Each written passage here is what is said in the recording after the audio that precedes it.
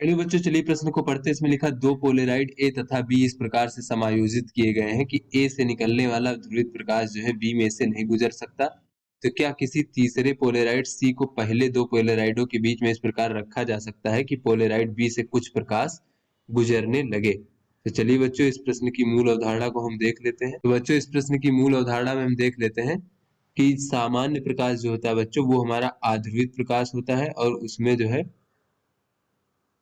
ये जो वैद्युत वेक्टर कंपन है बच्चों, ये तरंग के संचरण की दिशा के लंबवत प्रत्येक दिशा में होते हैं बच्चों इस प्रकार से। तो बच्चों, जब हम इसको किसी पोलेराइड से गुजारते हैं बच्चों इस प्रकार से, तो बच्चों वैद्युत वेक्टर के वे कंपन जो पोलेराइड की अक्ष के समांतर होते हैं बच्चों, केवल वही बाहर गुजर पाते हैं। तो इस प्रकार से बच्चों हमें पोलेराइड से गुजारने पर समतल ध्रुवित प्रकाश प्राप्त हो जाता है बच्चों इस प्रकार से। तो यहाँ पर बच्चों ये हमारा अध्रुवित प्रकाश था। अगर बच्चों इसकी तीव्रता आई नॉट मान ले तो ये बच्चों हमारी ध्रुवित प्रकाश हो जाता है। ये पोलेराइड से गुजारने पर बच्चों ये पहला पोलेराइड मान लेते हैं ध्रुवित प्रकाश। तो बच्चों पहले पोलेराइड से गुजरने के बाद इसकी तीव्रता I1 मान लेते हैं। तो ये I1 बराबर होता है I0/2 इस प्रकार से। तो उसके बाद बच्चों अगर हम इसको किसी एक और पोलेराइड से गुजारते हैं बच्चों इस ध्रुवित प्रकाश को, जिसकी बच्चों जो ध्रुवण अक्ष है बच्चों इस प्रकार से ध्रुवक अक्ष, वो इसके वैद्युत वेक्टर के कंपनों से जो है बच्चों थीटा कोण पर है बच्चों इस प्रकार से थीटा कोण बनाता है। तो बच्चों ये कंपन का जो थीटा घटक होगा केवल वही बाहर निर्गत हो पाएगा इस प्रकार से बच्चों, जो कि इस ध्रुवक अक्ष के अनु समांतर होगा। तो इस प्रकार से यहाँ से निर्गत जो तीव्रता है इसको हम I2 मान लेते हैं। ये हो जाएगा बच्चों I1 cos थीटा का वर्ग इस प्रकार से। तो चलिए बच्चों अपने प्रश्न को हल करते हैं।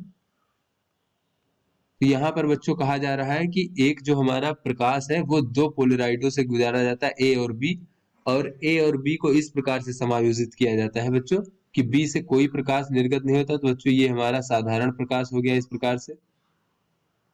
जब बच्चों इसको हम ए से गुजारते हैं इस प्रकार से, इसकी अच्छी इस प्रकार से मान लें बच्चों यहाँ पर, तो बच्चों इससे निर्गत जो प्रकाश है ये समतल ध्रुवित प्रकाश हो जाएगा इस प्रकार से। तो बच्चों कहा जा रहा है कि बी को इस प्रकार से समायोजित करते हैं कि बाहर जो निर्गत बच्चों है बी अर्थात जो दूसरा है बच्चों हमारा, तो यहाँ पर अगर तीव्रता I0 है बच्चों और यहाँ पर हम तीव्रता IA मान ले तो ये हो जाएगा I0/2। और बच्चों यहाँ पर हमारा बी पोलेराइड है इस प्रकार से। तो बच्चों इससे जो निर्गत प्रकाश है उसकी तीव्रता IB मान लें बच्चों, तो IB का मान बच्चों कहा जा रहा है 0 है। तो बच्चों चूंकि ये IB बराबर होता है IA cos थीटा का वर्ग इस प्रकार से। तो बच्चों यहाँ पर थीटा क्या है, इसके बी जो पोलेराइड है इसके ध्रुवक अक्ष का कोण है यहाँ पर ये ध्रुवित प्रकाश के वैद्युत वेक्टरों से। तो बच्चों यहाँ पर अगर हम देखें तो ये IB का मान 0 है बच्चों, तो यहाँ से ये हमें प्राप्त हो जाएगा cos थीटा का मान 0, अर्थात बच्चों थीटा का मान 90 डिग्री है। यानी बच्चों अगर ये इसके ध्रुवित जो हमारे प्रकाश है यानी ए से निर्गत प्रकाश, इसका जो बच्चों वैद्युत वेक्टर कंपन है इससे लंबवत इसका ध्रुवक अक्ष है इस प्रकार से बच्चों, ये इसका ध्रुवक अक्ष है, इसलिए बच्चों इसके बाहर कोई भी प्रकाश निर्गत नहीं हो पा रहा है। तो यहाँ पर बच्चों कहा जा रहा है, देख लेते हैं बच्चों, यहाँ पर कहा जा रहा है कि क्या तीसरे पोलेराइड सी को पहले दो पोलेराइडों के बीच में इस प्रकार रखा जा सकता है कि पोलेराइड बी से कुछ प्रकाश गुजरने लगे। तो बच्चों हम यहाँ पर देख लेते हैं। तो बच्चों बी ए और बी के बीच में जो है बच्चों, अगर हम कोई पोलेराइड रख दें, यहाँ पर देख लेते हैं। तो बच्चों इस प्रकार से ये हमारा अध्रुवित प्रकाश था बच्चों इस प्रकार से। यहाँ पर बच्चों ये हमारा ए पोलेराइड था इस प्रकार से, जिसका ध्रुवक अक्ष इस प्रकार से था। तो यहाँ से बच्चों हमें इस प्रकार से ध्रुवित प्रकाश प्राप्त होता है, जिसमें इस प्रकार से बच्चों किसी तरंग की संचरण की दिशा के लंबवत केवल एक दिशा में कंपन है बच्चों। तो बच्चों यहाँ पर तीव्रता I0 थी, यहाँ पर तीव्रता IA बराबर हो जाएगा I0/2। फिर बच्चों यहाँ पर कहा जा रहा है कि ये हमारा जो बी है पोलेराइड, तो ए और बी के बीच में कोई तीसरा सी पोलेराइड अगर रख दें बच्चों इस प्रकार से, तो क्या इस प्रकार से रखा जा सकता है कि बी से कुछ प्रकाश निकले। तो बच्चों बी का ध्रुवक अक्ष तो इस प्रकार से था बच्चों, तो यहाँ पर अगर हम इसका ध्रुवक अक्ष इस प्रकार से थीटा कोण पर रख दें बच्चों ऊर्ध्वाधर से इस प्रकार से, तो यहाँ से बच्चों ये सी पोलेराइड से निर्गत जो प्रकाश होगा उसके जो हमारे वैद्युत वेक्टर कंपन होंगे इस प्रकार से होंगे बच्चों इसके ध्रुवक अक्ष के समांतर। तो यहाँ पे बच्चों अगर हम देखें तो ये जो इससे निर्गत जो तीव्रता होगी प्रकाश की IC, ये हो जाएगा IA और cos थीटा का वर्ग बच्चों इस प्रकार से। तो यहाँ से बच्चों अगर हम देखें तो ये ऊर्ध्वाधर से बच्चों 90 डिग्री कोण पर है बच्चों, ये हमारा इसका ध्रुवक अक्ष। तो जो बच्चों हमारा इसका ध्रुवक अक्ष है, यानी कि ये जो वैद्युत वेक्टर कंपन है, इससे अगर हम कोण देखें बच्चों, इसका कितना कोण है, तो बच्चों ये ध्रुवक अक्ष का कोण जो है इससे, ये है बच्चों 90 माइनस थीटा। तो यहाँ से जो निर्गत हो जाएगा बच्चों इस प्रकार से हमारा, तो यहाँ से बच्चों जो निर्गत होंगे इस प्रकार से बच्चों, ये जो कंपन होंगे बच्चों, ये हमारे इस बी के ध्रुवक अक्ष के समांतर होंगे बच्चों। तो यहाँ से ये IB बराबर देख लें बच्चों, बी से निर्गत प्रकाश की तीव्रता, ये हो जाएगा IC और cos 90 माइनस थीटा का वर्ग बच्चों। तो यहाँ से ये हो जाएगा IC और बच्चों cos 90 माइनस थीटा का मान बच्चों sin थीटा होता है, तो ये sin थीटा का वर्ग हो जाएगा।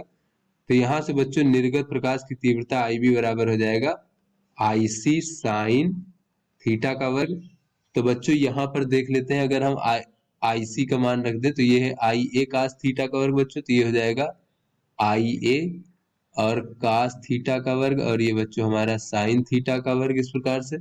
तो बच्चों IA का मान I0/2 है, तो बच्चों ये हो जाएगा I0/2, IB बराबर I0/2 और ये sin थीटा का वर्ग और cos थीटा का वर्ग। यानी बच्चों हम यहाँ पर देख लेते हैं कि यदि इन दोनों के बीच में बच्चों कोई हम तीसरा पोलेराइड C रख देते हैं बच्चों किसी कोण पर बच्चों, जिसके कोण का किसी न्यून कोण पर बच्चों इस प्रकार से थीटा न्यून कोण बनाते हुए रख देते हैं, तो बच्चों यहाँ से B से कुछ प्रकाश निर्गत हो जाएगा। तो यहाँ से हम कह सकते हैं कि अतः A व B के बीच में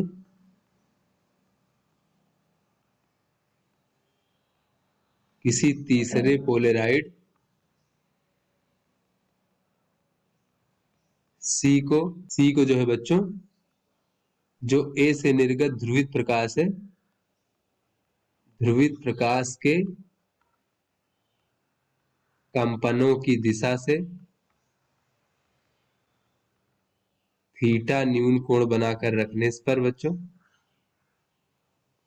यदि बच्चों हम C को भी अगर हम 90 डिग्री बनाकर रख देंगे तब भी बच्चों कुछ भी निर्गत नहीं होगा, तो थीटा न्यून कोण होना चाहिए। तो न्यून कोण बनाते हुए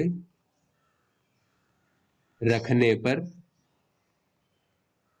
B से जो है कुछ प्रकाश निर्गत होने लगेगा बच्चों, जिसकी तीव्रता जो है बहुत कम हो जाएगी इस प्रकार से I0/2 sin थीटा का वर्ग और cos थीटा का वर्ग। तो आशा करते हैं बच्चों ये आपको समझ में आ गया होगा। धन्यवाद।